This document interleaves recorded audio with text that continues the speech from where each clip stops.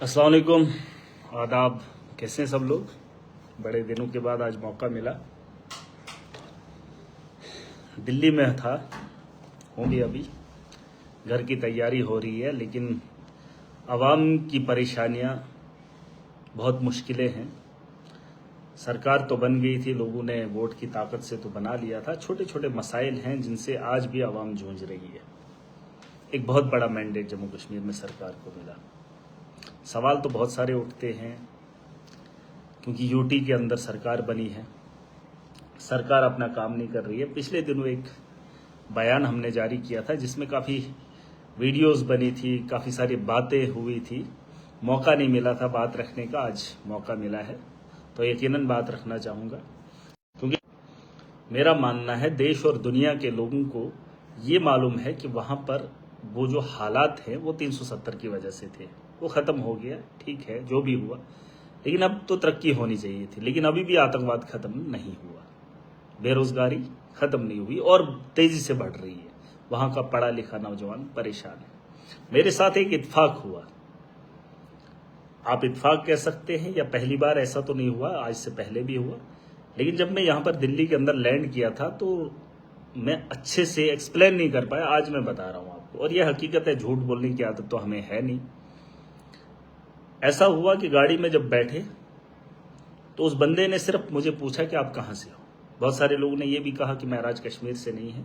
अरे, जम्मू कश्मीर के बाद जब किसी भी स्टेट के अंदर आप जाते हो तो सब यही कहते हैं कि आप कश्मीर से हैं। जम्मू कश्मीर उतना नाम नहीं होता है, और दुनिया देश से बाहर जाओगे तो कश्मीर को ही जानते हैं। तो मैंने कौन सा गुनाह कर दिया, मैंने ये कहा कि मैं कश्मीर से हूँ। और जब उस आदमी ने मुझे पूछा, टैक्सी ड्राइवर ने, तो मैंने उसे कहा मैं कश्मीर से हूँ। उसने नाम नहीं पूछा, खाली ये पूछा आप कहाँ से हो। जब मैंने बोला कश्मीर से, तो उसने ये बात बताई थी टपकाने वाली। अब किसको टपकाने की बात हुई थी वो तो नहीं कहूंगा, लेकिन बात रखी वो इस कंटेक्स्ट में मैंने रखी। बताना जरूरी नहीं था, लेकिन बताना इसलिए जरूरी है क्योंकि 370 को भी उसी तर्ज पे दुनिया के सामने रखा, देश के सामने रखा। और ये मेरे साथ इत्तेफाक नहीं हुआ, मेरे अलावा बहुत सारे ऐसे लोग होंगे जो जम्मू कश्मीर के हैं, चाहे वो हिंदू है या मुसलमान है, उससे ये सवाल पूछा गया होगा कि जम्मू कश्मीर के अंदर माहौल क्या है, वहाँ के लोग कैसे हैं। क्योंकि जो लोगों से मिले ही नहीं होंगे वो जम्मू कश्मीर के बारे में वही जानते हैं जो उन्हें टीवी पे दिखाया जाता है। और मैंने ये चीज़ सामने फेस की है, और ये पहली बार नहीं, शायद आज से पहले भी पता किया है, जब पहले भी बताया गया है। लेकिन मेरे अलावा जितने भी लोग हैं यार, वो भी बता देना, क्या जब आप बाहर जाते हो क्या आपसे ये सवाल नहीं पूछा जाता है कि जम्मू कश्मीर के हालात क्या है, वहाँ कैसा है, ये है वो है। मुझे उस बारे में बहस नहीं करनी है, लेकिन वो सच्चाई थी जो मैंने बयान की, और वो इसलिए की थी क्योंकि 370 को भी उसी तर्ज पे दिखाया गया है। वो कुछ लोग हैं, वहाँ पे 1.5 करोड़ आबादी है, 1.5 करोड़ में से कुछ लोग हैं जो इस किस्म का माहौल पैदा करते हैं या उसका हिस्सा बनते हैं। लोग जीना चाहते हैं, लोगों को ज़रूरियात की ज़िंदगी चाहिए, और हमने, जैसे पॉलिटिशियन की बात होगी, आप तो मैं भी उसका एक हिस्सा बना हूं, हमने ज़रूरियात की चीज़ों से लोगों को महरूम रखा। हमारे छोटे छोटे मसाइल हैं, वो तहसील लेवल तक हैं, ब्लॉक लेवल तक हैं, ज़्यादा से ज़्यादा डिस्ट्रिक्ट लेवल तक हैं। वहाँ पर कमज़ोरियाँ हो रही है, वहाँ पर लोगों के मसाइल जो है ठीक नहीं हो पा रहे हैं, जो ठीक किए जा सकते हैं। और जम्मू कश्मीर के अंदर सबसे बड़ा मसला जो है वो सर्कुलेशन ऑफ मनी का है। क्योंकि मैंने बहुत बार कहा, आपको याद होगा असेंबली के अंदर जाकर मैंने कहा था कि हमारे पास जो पैसा है उसका यूटिलाइजेशन नहीं होता। और पिछले 5-6 साल से लगातार मैं बता रहा हूँ कि हमारे पास जो सेविंग के जिम्मेदार ठेकेदार भी है, कॉन्ट्रैक्टर्स भी हैं, और जिनको एग्जीक्यूट करना है, और वो लोग टेंडर टाइमली नहीं निकाल पाते हैं, जिसकी वजह से हमारे यहाँ पैसा बाहर से अंदर नहीं आ रहा है, अंदर से बाहर जा रहा है। और जमीनी सतह पर हम पैसे का इस्तेमाल भी नहीं कर पा रहे, क्योंकि जो काम 10 साल पहले शुरू हुए थे उन कामों को आज भी पैसा हम दे रहे हैं, लेकिन फिर भी इस बार भी उसे कंप्लीट नहीं किया जा रहा है। और ये है जम्मू कश्मीर की हालत, और ये सरकार को करना चाहिए। देखिए, मैं किसी के खिलाफ नहीं हूं, जो आदमी बेहतर करेगा हम उसके साथ हैं। जो जम्मू कश्मीर के नौजवानों के, आवाम के बारे में बेहतर सोच लाएगा या जमीनी सतह पर इंप्लीमेंट करेगा, यार मैं किसी के खिलाफ नहीं हूं। और ना मैं होना चाहता हूं, लेकिन आप लोग मुझे मजबूर करते हैं। जब आवाम परेशान होती है, जिसका अजाला आपके हाथ में है, इख्तिदार में होकर आप आवाम को अगर परेशान करते हैं तो महराज को परेशानी होती है। आपको याद होगा मैंने एक बात कही थी असेंबली के अंदर कि माइनिंग को लीगलाइज कीजिए। देखिए, जम्मू कश्मीर के अंदर माइनिंग इलीगल है, लेकिन आप देखेंगे बड़े बड़े क्रशर चल रहे हैं, बड़े बड़े डंपर चल रहे हैं। न गाड़ी हमारी है, न ड्राइवर हमारा है, न मजदूर हमारा है, न सड़क पे काम करने वाला हमारा है। लेकिन फिर भी अगर माइनिंग इलीगल है, हमारा खच्चर वाला एक आम आदमी रेत और बजरी नहीं उठा सकता है, उसे चालान हो जाता है। लेकिन ये बाहर के लोग आकर जम्मू कश्मीर के अंदर पैसा इकट्ठा कर रहे हैं, लेकिन सवाल हमसे क्यों पूछे जा रहे हैं। और ये सरकार तक था। मैंने डिप्टी सीएम साहब को बोला था कि आप इसे लीगलाइज कीजिए ताकि हमारे खजाने में थोड़ा सा मदद हो जाएगी, रॉयल्टी भी भरी जाएगी और आगे आने वाले कल में पैसे की कमी भी नहीं रहेगी। लेकिन ये काम भी इन लोगों ने नहीं किया। किया जा सकता 10 किलोमीटर के हिसाब से, 30 किलोमीटर के हिसाब से ब्लॉक लेवल पर इसकी टेंडरिंग होनी चाहिए थी, लेकिन वैसा नहीं हुआ। नौकरियों पर डाका डाला जा रहा है, लेकिन पूछताछ नहीं है। पेपर लीक होते हैं। हम कुछ नया नहीं चाह रहे, मैं कुछ नया नहीं चाह रहा हूं, मैं वही चाह रहा हूं जो चीजें हो सकती हैं सरकार कर सकती है। लेकिन सरकार भी खामोशी से तमाशा देख रही है और एडमिनिस्ट्रेशन अपना पूरा तामझाम लगा रही है। काम जो जिनके टेंडर हुए हैं, कोई भी उन काम को करवाने के लिए तैयार नहीं है। किसी को नेता के साथ नहीं बनती, किसी को गांव वाले के साथ नहीं बनती, फलाने के साथ नहीं बनती है। जल जीवन जो एक स्कीम है जिसमें सिर्फ माफिया बना, लोगों को पानी नहीं मिला, बस पाइपें उन्होंने लगा के रखी ऊपर से। आज लोगों के अंदर बहरान पड़ा हुआ है, लेकिन कॉन्ट्रैक्टर्स के खिलाफ कार्रवाई नहीं होती, एडमिनिस्ट्रेशन के खिलाफ, उन ब्यूरोक्रेट्स के खिलाफ कार्रवाई नहीं होती है। 30 साल का प्रोजेक्ट लेकर आए थे, अभी भी हम परेशान हैं। सरकार काम नहीं कर पा रही है। बिजली के बिलों में इतना इजाफा है, कैजुअल लेबर परेशान है। मुझे लोग कह रहे थे उमर अब्दुल्ला साहब से कहां बात कर रहे हो, वो लोग जब प्रोटेस्ट करेंगे तब। अरे जंतर मंतर पे मैं इसलिए नहीं जा रहा था कि मेरे से स्टेटहुड आ जाए। बहुत सारे लोग जो है तजिया करते हैं, घरों में बैठकर अपने परिवार का ख्याल नहीं कर पाते हो और तजिया और तजुर्बा महराज की सोच पे लगा रहे हो। अरे मैं वहां पर इसलिए जा रहा था ताकि देश और दुनिया को बता सकूं कि 370 के टूटने के बाद, सरकार बनने के बाद एक आम आदमी का हाल क्या है। वो छोटे छोटे कामों से उसको महरूम रखा जा रहा है। जो स्कीमें अवाम की बेहतरी के लिए लाई हैं, जमीनी सतह पर पहुंचा नहीं पा रहे हैं। वहां चुने हुए नुमाइंदे से उसके हुकूक छीने जा रहे हैं, लेकिन सरकार खामोशी से तमाशा देख रही है। ठीक है, उमर अब्दुल्ला साहब चीफ मिनिस्टर हैं, मैं मानता हूं बहुत बड़े वर्ग ने बहुत बड़ी मैंडेट के साथ उनको सरकार में बिठाया। भाई साहब 2 साल होने को जा रहे हैं, लेकिन जुबान और काम नहीं हो रहा है। अगर आपको लगता है कि हो रहा है, मुझे बताइए बिजली के निजाम में। मैं ये पूछूंगा जिन लोगों के पास इक्तदार है, उन लोगों से मैं सवाल करूंगा। आपसे बाद में करूंगा, पहले मैं उनसे करूंगा और मैं उनसे मिलने जरूर जाऊंगा। मैं पूछूंगा कि बिजली के बिलों में बहरान क्यों है। अगर ये डिपार्टमेंट उमर साहब के पास है, कल तक हमने, हमारे लोगों ने, मेरे लोगों ने, मेरी कॉन्स्टिट्यूंसी के अंदर जिन लोगों ने बिल दे दिया था, चाहे 500 आता था, 1000 आता था, कुछ भी आता था, लेकिन वो जो अदायगी की तो दूसरे महीने 20-20, 30-30, 50-50 हजार बिल आए हैं। मैं ये जानने का अधिकार नहीं रखता हूं उमर साहब से, आपके अंडर इसका जो डिपार्टमेंट है, आपको पता ही नहीं है कि बिल में बढ़ोतरी कैसे हो रही है। जमीनी सतह पर लाइट का निजाम बेहतर नहीं है हमारे इलाकों में। इस वक्त भी पोलों की कमी है। जब से मैं पावर में आया हूं, पहले डीडीसी रहा, फिर एमएलए बना, मैं खाली ट्रांसफार्मर देने का काम कर रहा हूं, पोल लगाने का काम कर रहा हूं, और आप किराया वसूलने में कोई कमी नहीं छोड़ रहे। अरे मेरे लोग अब लाइन मैनों को जो है पैसा दे रहे हैं, मेरे लोग जेयू के पांव पकड़ रहे हैं। ये कब मुमकिन होगा मुझे नहीं पता, लेकिन वक्ती तौर मेरी आवाम को परेशान किया। अब आप लोग कहेंगे उमर साहब फैसला करेगा। अरे करेगा, करना चाहिए, मैं उसका एक हिस्सा हूं। मेरे लोग भी परेशान हो रहे हैं। ख्वाह अगर मैं जम्मू कश्मीर की बात ना करूं, लेकिन अपनी कॉन्स्टिट्यूंसी में बोलने का हक रखता हूं। अपने लोगों के साथ मैंने वादा किया है, जो उस वादे पे मैं खड़ा नहीं उतर पा रहा हूं, वो सरकार की वजह से। आप कुछ भी कह लें, अगर जिम्मेदारी से काम नहीं कर रहा है तो मेरे जैसे आदमी को सवाल उठाने का अधिकार है। स्कूलों के अंदर खस्ता हालत है, टीचर्स की कमी है, हमारे बच्चों की तालीम के अंदर बेहतरी नहीं ला पा रहे हैं, कुछ नया इंफ्रास्ट्रक्चर तैयार नहीं कर पा रहे, तो बताओ क्या करें। मेरी कॉन्स्टिट्यूंसी के अंदर जहां डॉक्टर्स थे, एक हॉस्टल के अंदर इनने मेरे 22 डॉक्टर उठाए 1 साल के अंदर। ठाठरी का हॉस्टल था, 22 लोगों की ट्रांसफरें कर दी, लेकिन पूछने वाला उनको कोई नहीं है। किसने किया, ये सवाल पूछने का हक नहीं है। और फिर बोलेंगे स्किना तू के लिए बोलता है। अरे मेरे हॉस्टल से डॉक्टर उठाए, मेरे कौन से रिश्तेदार हैं ये लोग, जहां मेरे लोगों का इलाज होता। अरे मैं इनसे ये कह रहा हूं कि जो लोग हमारी तनख्वाह लेते हैं कम से कम उनको तो काम करवा लीजिए। वो लोग भी काम करने के लिए तैयार नहीं। आरडीडी के अंदर अभी भी कुछ लोग वही धांधलियां कर रहे हैं। सवाल ये नहीं है कि इस वक्त आप मेरी आंखों में धूल नहीं झोंक सकते।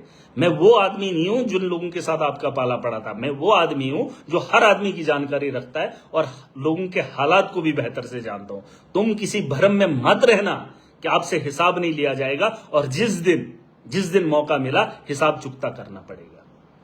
और ये दिन दूर नहीं है। आप मत बोलिए कि नहीं हो सकता, अब फिर कभी, आज भी कर सकता हूं। मैं नहीं चाहता हूं कि मेरे इलाके के अंदर लोग परेशान हो जाएं, और कुछ लोग अभी भी पैसा इकट्ठा करने में लगे। लोगों का पैसा, लोगों का किया हुआ काम, जय हजरत सुन ले।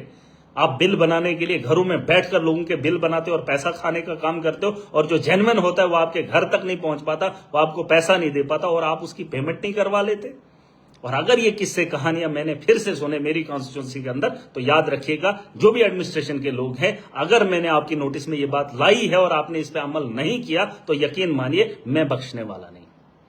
आप उन लोगों के पहले बिल निकालिए जिन लोगों ने काम करा है।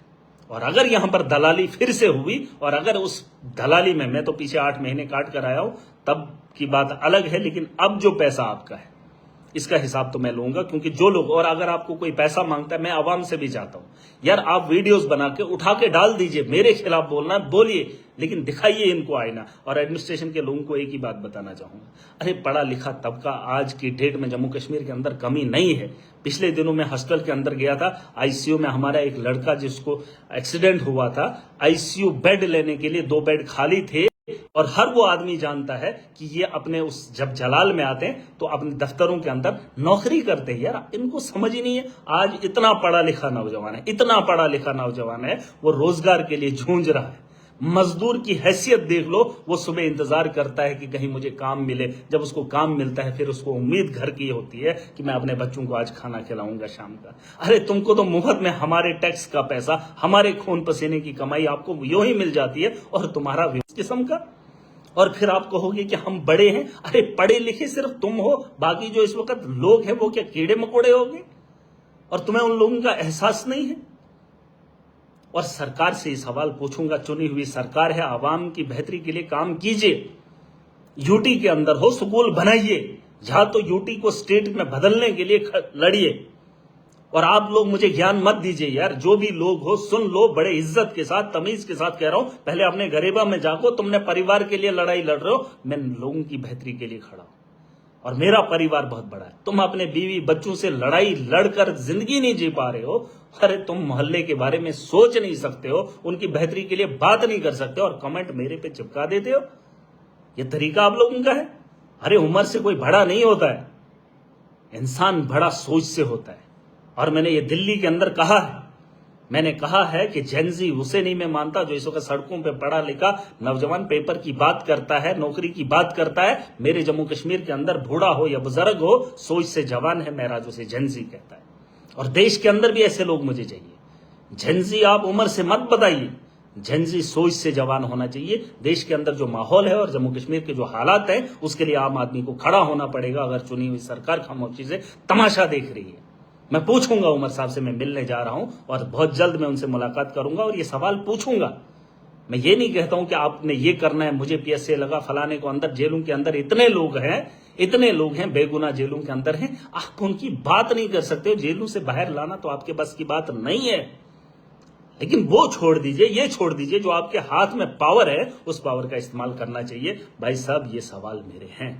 पानी का बहरान इलाके के अंदर है, करप्शन का अंबार है। पानी और बिजली की बात, हॉस्टल के अंदर धांधलियां हो रही है, आम आदमी को जीने के हुकूक छीने जा रहे हैं, गंदगी का बहरान है, लेकिन कैजुअल लेबरर्स उनके बारे में कोई सोच ही नहीं रहा है। मैंने उनके यहां इलाके के अंदर जब मैं गया था, एनसी और बीजेपी के लोगों ने कहा देखो महराज मलिक सफाई कर रहा है, उनको उकसाया, मेरे खिलाफ भड़काया। अरे मैं गंदगी साफ कर रहा था, मोदी जी के सोच है, चश्मे के नोट पे लिखा है तुमने स्वच्छ भारत अभियान, चश्मा लगाकर देखो गंदगी के हालात क्या है। और जो गंदगी को उठाने का काम करते हैं उनके साथ इंसाफ करो। मैंने उन लोगों को भी कहा था कि अगर आपकी नेता कोई बात नहीं करता, उसकी कॉन्स्टिट्यूंसी में गंदगी का अंबार लगाओ, लेकिन उन्होंने भी गलती की। मैं उन लोगों की बात करता हूं, मेरी कॉन्स्टिट्यूंसी को गंदा करने का काम किया। अरे गंदगी मोदी जी का सपना नहीं है, हम सबकी जरूरत है घर को अगर साफ रखते हो, इलाके को साफ रखना ये सबकी जिम्मेदारी है और ऐसा होना चाहिए। और आप खाली होर्डिंग लगाओगे, नोट के चश्मे पे लिख दोगे, लेकिन अपना चश्मा लगाकर आप लोगों को भड़काओगे मेरे खिलाफ। साफ सफाई करने का काम करना था, इसमें क्या गुनाह था? अरे ये लोगों की सियासत है, ये इन लोगों की सोच है। और फिर शाम को उठेंगे बोलेंगे महराज ऐसा है, महराज वैसा है। अरे तुम गंदी नाली के कीड़े हो, तो मुझे उसी गंद में दफन करना चाहिए।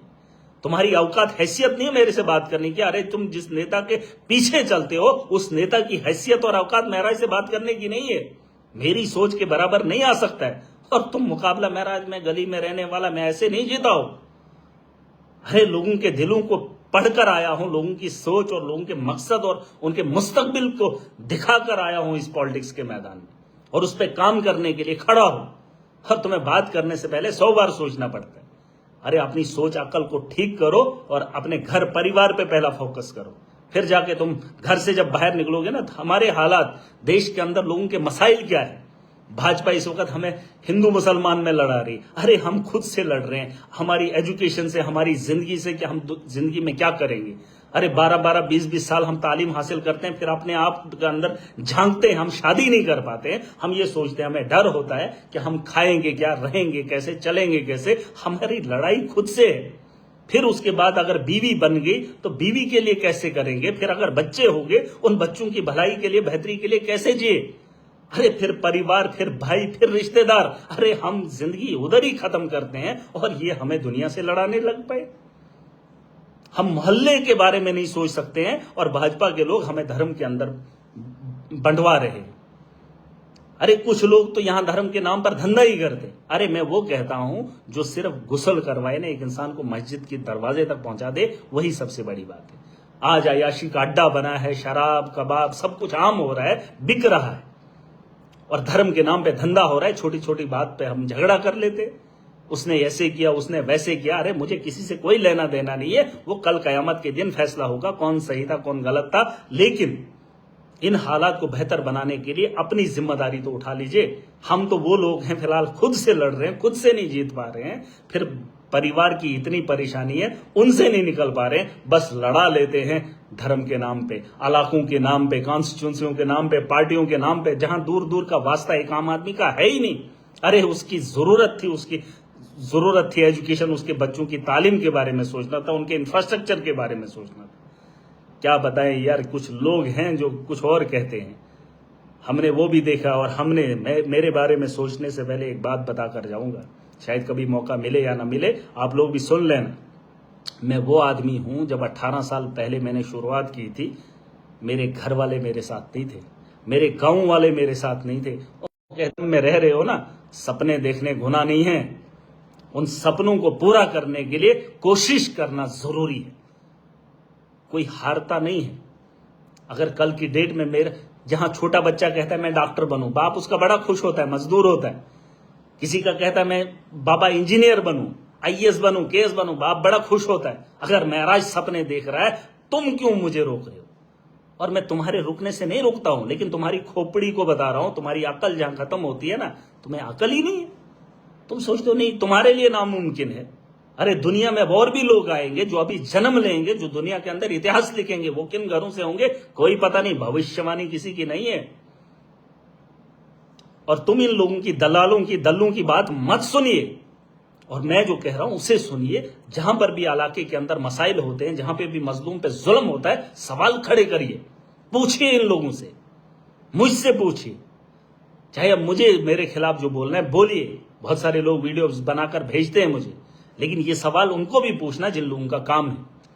अरे मेरा काम है, मेरी मैन पावर एडमिनिस्ट्रेशन है। मेरी मैन पावर मेरा वर्कर नहीं है, मेरी मैन पावर एडमिनिस्ट्रेशन है। और एडमिनिस्ट्रेशन के लोग भी सुन लें, यार मुझ पे सवाल उठेंगे तो जवाब आपसे महराज मांगेगा, क्योंकि मेरी मैन पावर आप हो। और ये कोई आम बात नहीं, ये देश के कानून में ये चीज लिखी है, ये कोई नई बात मैं नहीं कह रहा हूं। और अगर आप लोग कोऑपरेट नहीं करेंगे तो मुझे फिर से उस तर्ज पे चलना पड़ता है। मेरी मजबूरियां हैं, क्योंकि आप लोग मेरे आवाम का काम नहीं करते तो महराज किससे कहेगा। सरकार की तो चल ही नहीं रही है, लेकिन कम से कम जो मैं कह रहा हूं और जो आपके नेतृत्व में है, जिसकी जिम्मेदारी है, वो काम करना पड़ेगा। ये लड़ाई लड़ेंगे और जीतेंगे भी। इस भरम में मत रहना महराज MLA बन गया, पता नहीं क्या हो गया, और मैं अगर कहीं पे जा रहा हूं, आवाम का बहुत बड़ा बोझ है। मेरे इस चेहरे पे मत जाना, परेशानी तो बहुत होती है, लेकिन उसके अजाले की राह देख रहा हूं, और किसी न किसी तरीके से आवाम की बेहतरी के लिए हम काम करेंगे। और वादा किया हूं कि 5 साल के अंदर सबसे बेहतर कॉन्स्टिट्यूंसी बनाकर दिखाऊंगा। ये इस वक्त बताना जरूरी नहीं है। और सबसे बड़ी बात, हॉस्टल के अंदर मुझे फोन नहीं करना है, ये मेरा आदमी है। मुझे हॉस्टल 24/7 ओके चाहिए। मुझे एजुकेशन के अंदर रिफॉर्म लाने के लिए ये नहीं बताना है कि मेरी कॉन्स्टिट्यूंसी का स्कूल है और इसमें बच्चे हमारे, मेरा वो मकसद नहीं। जो स्कूल है मुझे वहां पे ट्रांसपेरेंसी चाहिए और वहां पे तालीम बेहतर चाहिए। जो सड़क है मुझे ये नहीं बतानी है कि ये मेरे लोगों की सड़क है या मेरी कॉन्स्टिट्यूंसी के में कुछ लोग हैं जिन्होंने वोट किया, मुझे वो काम नहीं करना है। मुझे सड़क बेहतर चाहिए, मुझे हेल्थ का निज़ाम बेहतर चाहिए, पानी का निज़ाम बेहतर चाहिए, बिजली का निज़ाम चाहिए, क्योंकि मैं उस इलाके का जिम्मेदार हूं और जिम्मेदारी ईमानदारी के साथ निभाएंगे। और मुझे पूरी उम्मीद है जो हमारे लोग हैं, जो इस बात को मानते हैं कि अगर एक एक आदमी का फोन उठाऊं, बोलूं फलाना आदमी मेरा इसका काम कर दो, वो काम हम नहीं करेंगे। हमने बदलाव लाना है, जैसे मैंने वादा किया है। इनकलाब ऐसे नहीं आएगा मैं एक आम आदमी का काम करूं, अपने वर्कर का काम करूं। बदलाव उसे कहते हैं कि हर आदमी को जिम्मेदारी के साथ ये लोग ट्रीट करें, ईमानदारी के साथ ट्रीट करें। हॉस्टल के अंदर जो भी जाएगा उसका इलाज बिना पूछताछ के हो, बिना लिहाज के हो और बिना पावर के हो। वो है इनकलाब। तुम सोचते हैं इनकलाब मेरे लोगों के काम हो जाएंगे? नहीं। हर उस आदमी का जो मजबूर है, हर उस आदमी का जो बीमार है, वो है इनकलाब, वो है एक सोच, वो है आजादी इस मुल्क की। वो हक दिया है उन लोगों ने जिन लोगों ने कुर्बानी दी, उन लोगों ने ये सपना देखा है। और ये मेरा कोई इनकलाब का नारा नया नहीं है, लेकिन उसे जमीनी सतह पर लाने के लिए मुझे ये काम करना पड़ रहा है। और भी बहुत सारे लोगों के सवाल होंगे, मुझे पूरी उम्मीद है एडमिनिस्ट्रेशन के लोग फुली कोऑपरेट करेंगे, फुली कोऑपरेट करेंगे। देखिए आप लोग नहीं करेंगे, हमें फिर वही करना पड़ेगा जो मैं नहीं चाहता हूं। लड़ाई लड़ना मैं भी नहीं चाहता हूं। अरे जो बात बात से बनेगी क्यों भिड़ेंगे, लेकिन तुम भिड़वाते इसलिए हो कि हालात ऐसे ही चलते रहे, लेकिन लोग आपको माफ नहीं करेंगे, किसी को माफ नहीं करेंगे, महराज को भी नहीं करेंगे, लेकिन आपको भी नहीं करेंगे। और मुझे पूरी उम्मीद है जो लोग काम देखना चाहते हैं, जो इस इनकलाब का हिस्सा है, जमीनी सतह पर कहीं पे भी काम हो उसे नजर रखी जाए। और अगर गलत हो रहा है वीडियोस बनानी पड़ेगी, हर उस आदमी को इसका हिस्सा बनना पड़ेगा। देखिए ये लोग मैं किसी का नहीं हूं, लोग किसी के नहीं है, लेकिन हम सबके लिए कर रहे हैं। कोई ये मत कहे कि हमने महराज को वोट दिया, कोई दूसरा कहे कि नहीं हम उसके साथ नहीं है। सब मेरे साथ हैं, सब बेहतरी के लिए अगर सोचते हैं। पार्टियां अलग हो सकती हैं, लेकिन मकसद हमारा एक है। और अगर सबका मकसद बेहतरी है तो यकीन मानिए महराज आपके साथ है, और हम मिलकर बेहतर मुस्तकबिल बनाएंगे। और सरकार से जो सवाल होंगे वो तो महराज पूछेगा यार, पूछेगा, क्योंकि उमर अब्दुल्ला वक्त का चीफ मिनिस्टर है। बिजली के अंदर बहरान है, हॉस्टल के अंदर धांधलियां हैं, इस वक्त भी डॉक्टर अपनी मनमानी करते हैं। बीमार को पहुंचाने के लिए फोन करना है, जब वो मर जाता है उसकी लाश निकालने के लिए भी सिफारिश लगानी पड़ती है। मुझे ऐसे सिस्टम नहीं चाहिए, मुझे ऐसा सिस्टम नहीं चाहिए जहां हर जगह पर हमें सिफारिश लगानी पड़े, और महराज सिफारिश नहीं कर सकता। और मुझे लगता है आप लोग मुझसे बेहतर जानते हैं हमारा मकसद क्या है और हमें क्या करना चाहिए। बहरहाल मुलाकात करेंगे, बहुत जल्द करेंगे। कॉन्स्टिट्यूंसी के अंदर फिर से आ रहा हूं अपनी आवाम की बेहतरी के लिए। जो मुमकिन हो सकेगा, हमारे लड़के वहां पर ऑलरेडी काम कर रहे हैं। और अगर कहीं जगहों पे कहीं प्रॉब्लम है, सोशल मीडिया यार, हर आदमी के पास अपना फोन है, उठा के सवाल उठाकर दे दीजिए ना सोशल मीडिया पे। जरूरी नहीं है मुझ तक नहीं पहुंच पा रहा है, सोशल मीडिया पे जाओगे वायरल हो जाएगी, बात उठेगी। और बात उठाने के लिए अगर आपसे कोई पैसा मांगता है तो यकीन मानिए आपके पास अलग अलग तरीके हैं। आप वीडियोस बना लीजिए, ऑडियो बना लीजिए। और बहुत सारे लोगों की शिकायतें आई है, अभी भी लोग मनमानी कर रहे हैं। अभी भी कुछ एरिया डोडा के अंदर, मेरी कॉन्स्टिट्यूंसी के अंदर, नाम नहीं लूंगा, वो ऑलरेडी मैंने बोल दिया है, कुछ मुलाजिम जो है काम ही नहीं करना चाहते, उस इलाके में ही नहीं जाना चाहते। और वीडियो हजरात भी सुन लें, एसीडी साहब भी सुन लें। अरे आपसे अगर कोई जीआरएस या वीएलडब्ल्यू नहीं मान रहा है, वो अपने तर्ज पे काम कर रहा है, आप कार्रवाई कर लीजिए। आप उसके अहल हैं, आप उससे काम ले सकते हैं, या तो उन्हें हटा दीजिए। अगर आप नहीं हटाएंगे तो आवाम जो है अलग तरीके से, देखिए बात फिर वही आ जाती है। मैं हर रोज आपके लिए नहीं बोलना चाहता हूं, लेकिन आप लोग मुझे मजबूर करते हैं और मजबूरी का नाजायज फायदा ना उठाइए। और हर डिपार्टमेंट के अंदर जिन लोगों को इंस्ट्रक्शन जाती है या जिस तरीके से उनको काम करना है, वो अपने तरीके से अपने तर्ज पे काम करिए। जरूरी नहीं है मुझ तक मैं उनको बोलूंगा फिर करेंगे, ऐसा नहीं है। और जो काम रुके हुए हैं, जो भी डिपार्टमेंट चाहे आरएनबी है या पीएमजीएसवाई है, जो काम रुके हुए हैं, जिनके टेंडर हो गए हैं या जिनके होने हैं, उसमें देरी ना कीजिए, उसमें प्लीज देरी ना कीजिए। और कुछ और भी मसले हैं वो बाद में बोलूंगा, लेकिन अगर देरी करेंगे, आप लोगों से काम नहीं ले पाएंगे, तो सवाल आपसे ही पूछे जाए।